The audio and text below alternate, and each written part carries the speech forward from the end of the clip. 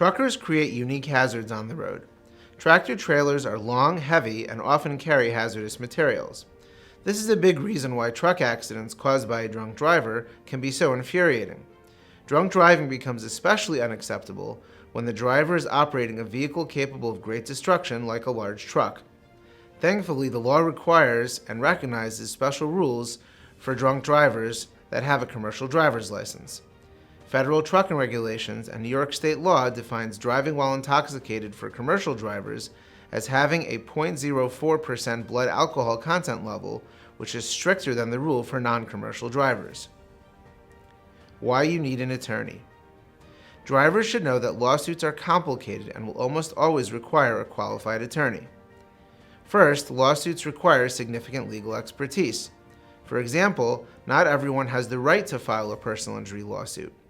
New York's no-fault system makes no-fault insurance benefits an insured New York driver's first option for compensation.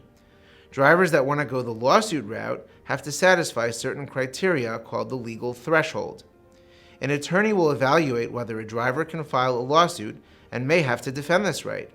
In the case of Pion versus Wu, for example, Ms. Pion's attorney had to submit medical reports to the court to prove her injuries were serious enough to satisfy the threshold after Mr. Wu, the drunk driver who hit her, claimed that she wasn't eligible to file.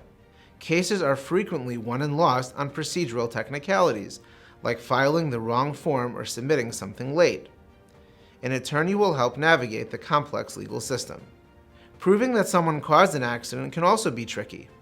In cases with drunk truck drivers, there's often a lot of evidence available, such as blood alcohol test results, medical records, and possibly a previous criminal DWI conviction. But this is just a starting point. These cases can require more specialized evidence like expert testimony or vehicle damage analysis. Maybe you can't prove the driver was drunk, but their drunkenness caused them to veer into your lane and hit your vehicle. Well, evidence that they veered into your lane might support an alternative theory that the driver was at fault for driving carelessly. Gathering all this evidence isn't easy for the average person who doesn't have the experience and resources of an attorney or law firm. And evidence alone isn't enough. A judge or jury still has to be convinced that the driver was drunk and that the drunkenness or negligence caused the accident. When evidence is sparse, an attorney must come up with backup arguments or alternative theories to give a client the best chance at recovering compensation. Finally, most cases don't even end up at trial. They are often resolved by settlement or mediation. Most ordinary people don't fare well in negotiations against seasoned attorneys like those that are representing the insurance company. Fortunately, the experienced personal injury attorneys at Rosenblum Law have all of this expertise and more. We don't stop until our clients receive the compensation they justly deserve.